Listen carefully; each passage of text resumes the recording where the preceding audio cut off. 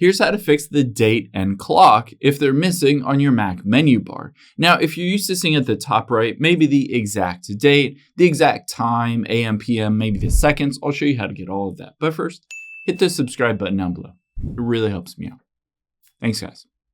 Now, the first thing we'll do is we'll get into your settings to do this.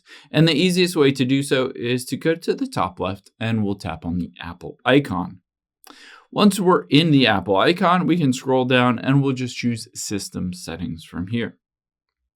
Now, once we're in the System Settings, a lot of times it will default to just General here. And what we need to do is scroll down a little bit because we're going to choose the Control Center midway down. So tap on Control Center. And then again, you'll need to scroll down. So scroll down a bit and you'll be able to see towards the bottom, if you keep scrolling, is under Menu Bar Only is Clock. And we'll just tap on the clock options here. Now you can choose to show the date or to hide it. Let's switch it to always showing the date. So it shows April 28th. I can choose to show the day of the week and it will show Monday, April 28th. For the time, I can choose to show AM or PM. It's 10:30 AM right now, so I like that turned on. You can choose to have the seconds displayed as well to see the exact second that it currently is.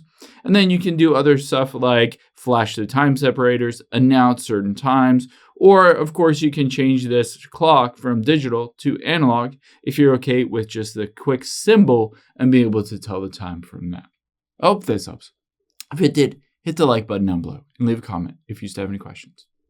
Thanks, guys.